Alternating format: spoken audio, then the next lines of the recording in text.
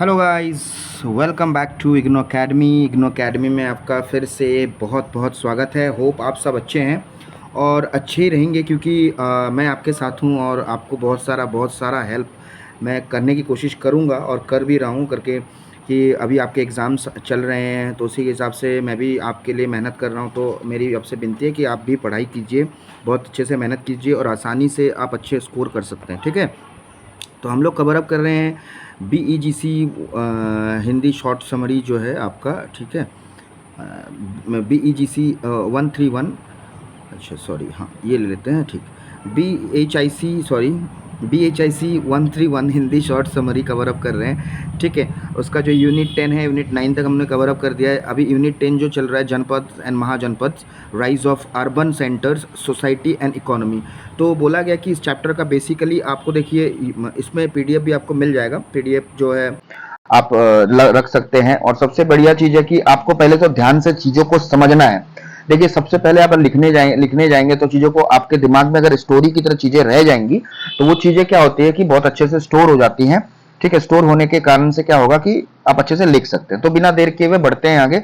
और सबसे पहले कि जो भी मेरे भाई हैं, मेरे चैनल को जरूर सब्सक्राइब जरूर कर दीजिएगा। ठीक है, और लाइक कीजिए, वीडियो पसंद आए तो शेयर कीजिए अपने दोस्तों के साथ में। ठीक है, बढ़ते हैं आगे हम लोग अभी अपने पार्ट में। ठीक है, तो यूनिट 10 देखेंगे। तो सबसे पहले धीरे धीरे हम लोग समझेंगे। पार्ट 1 और 2 में कवर अप करेंगे। ये पार्ट 1 है, पार्ट 1 एंड 2 का कवर अप करेंगे क्योंकि पार्ट 1 में अगर आप धीरे धीरे सारे पार्ट्स को एक साथ करेंगे तो प्रॉब्लम होने वाली है। ठीक है समझने में दिक्कत होगी, ध्यान दीजिएगा। The 6th century BCE represents a major turning point in ancient Indian history. This unit explores the emergence of Janpads, territorial communities and Mahajanapadas, major political units. देखो, दोनों का मतलब पता चल गया आपको कि ये क्यों टर्निंग पॉइंट क्यों है और क्या क्या यहाँ पे आई। That led the ground work of for India's first large scale kingdom. तो ये जो लार्ज स्केल किंगडम जो शुरू हो रही थी उसका ये फाउंडेशन स्टोन है। ठीक है, ये टाइम द जनपद और महाजनपद।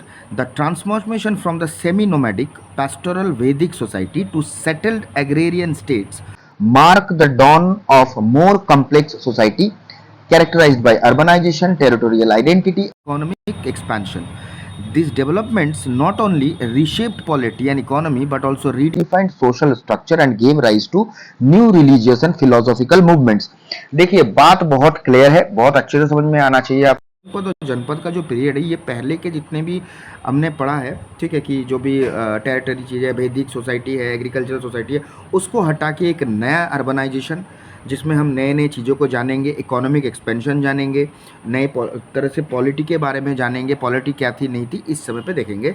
तो यहाँ पे सबसे 1 बाय 1 देखेंगे कि ट्राइबल सेटलमेंट से टेरिटोरियल स्टेट्स का कैसे जन्म हुआ चीज़ है। ठीक है, चलिए आगे बढ़ते हैं।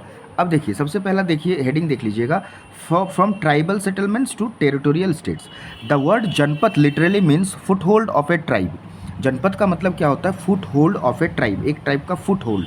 ठीक है, इट इज़ डिराइव्ड फ्रॉम जन मतलब पीपल और ट्राइब एंड पद मीन्स फुट, इंडिकेटिंग ए सेटल्ड कम्युनिटी। बोला गया कि सेटल्ड कम्युनिटी है इन ए डिफाइंड टेरिटरी, एक डिफाइंड टेरिटरी में सेटल्ड कम्युनिटी का बात किया गया है। In the later Vedic period, several tribes began transitioning into territorial communities. बहुत सारे ट्राइब्स ग्रुप थे जो टेरिटोरियल कम्युनिटीज में धीरे धीरे चेंज होने लग गए। ठीक है, लेटर वैदिक फेज में। बट ये जो है, दिस जनपद ग्रेजुअली इवॉल्व इनटू महाजनपद। तो ये जो जनपद है, मतलब ट्राइबल जो है, पीपल जो है या फिर ट्राइब्स जो है, ठीक है, तो ये धीरे धीरे क्या हो गया कि धीरे धीरे महाजनपद में ट्रांसफॉर्म होने लग गए। ठीक है, ध्यान दीजिएगा, which were larger and more organized political entities। अब क्या है कि महाजनपद मतलब क्या है? जनपद तो है, अब महाजनपद, अब जनपद में महा लग गया तो मतलब थोड़ा सा बड़ा ही है कार्यक्रम। ठीक है, तो मतलब और ऑर्गेनाइज्ड हो गया। ठीक है, this states were increasingly centralised. ये स्टेट जो था इंक्रीजिंग सेंट्रलाइज्ड होना शुरू हुआ।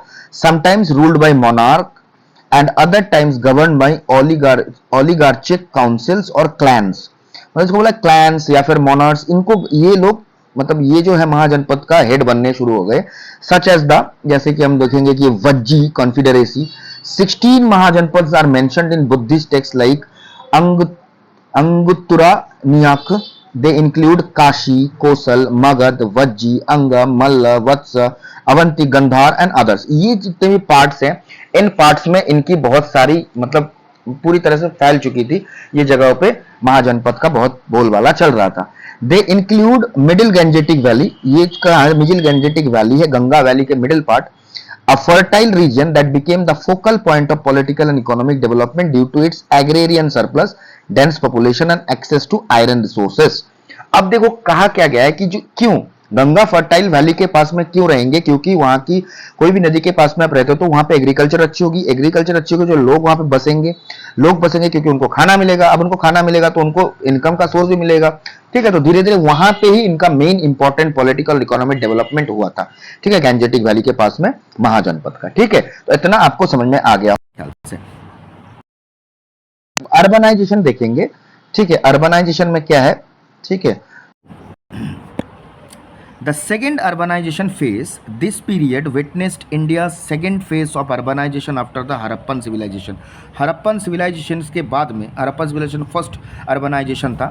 ठीक है, उसके बाद में जो अर्बनाइजेशन हुआ तो ये सेकंड फेज है अर्बनाइजेशन का। ठीक है, अर्बन सेंटर्स और nagar began to emerge as political economic hubs. और अर्बन सेंटर्स और नगर जिसको बोला जाता है, जैसे नगर पालिका, नगर नगर नाम से पता चलता है बड़ा कुछ जगह होगा जहाँ पे इकोनॉमिक और पॉलिटिकल हब्स माना जाता है। मतलब जितने भी एडमिनिस्ट्रेशन कंट्रोल यहाँ से होगा, लेन देन एक्सपोर्ट इंपोर्ट यहीं से होगा।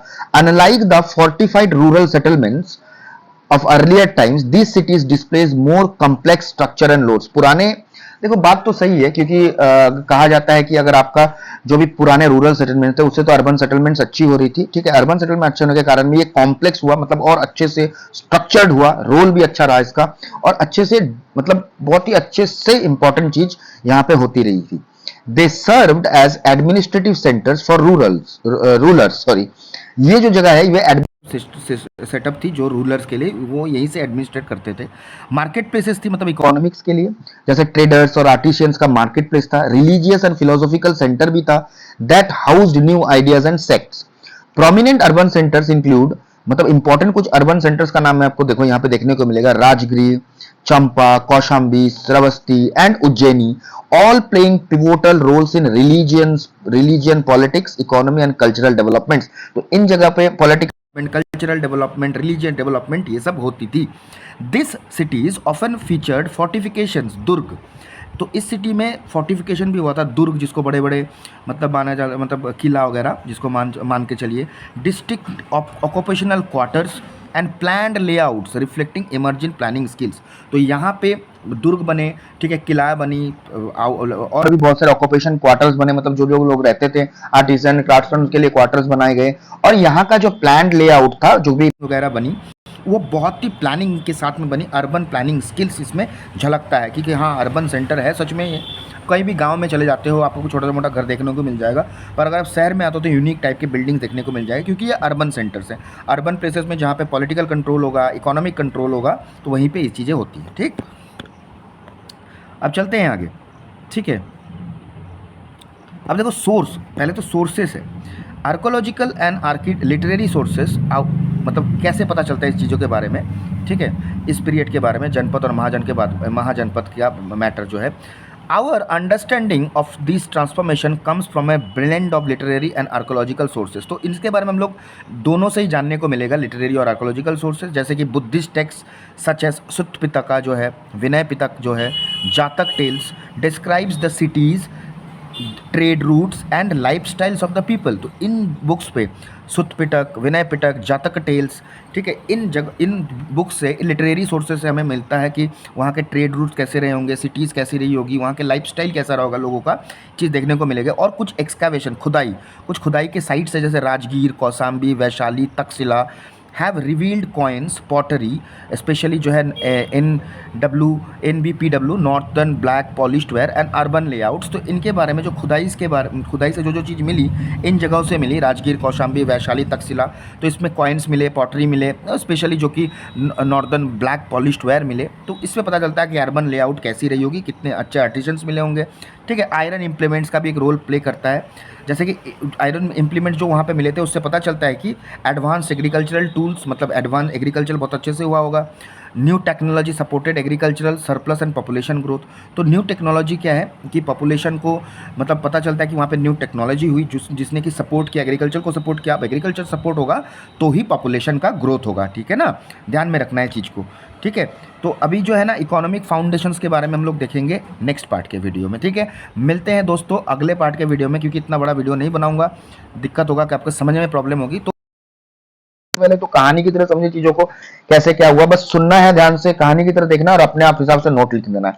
मैंने जो आपको नोट प्रोवाइड कर रहा हूँ यहाँ पे पीपीटी के माध्यम से, तो उससे चीज क्या है कि आपको सुनो और उसको देखो, पता चल जाएगा, बहुत अच्छे से दिमाग में बैठ जाएगा, पर सुनना जरूर है, स्किप नहीं करना वीडियो को, ठीक है। मिलते हैं अगले बार के वीडियो में, बने रहिए हमारे इग्नो अकाडमी को बहुत बहुत बहुत सारा प्यार दीजिए दोस्तों, बस यही तो चाहते हैं हम, ताकि उसी से मोटिवेशन मिलता है, ठीक है। मिलते हैं अगले बार के वीडियो में। जय हिंद, थैंक यू।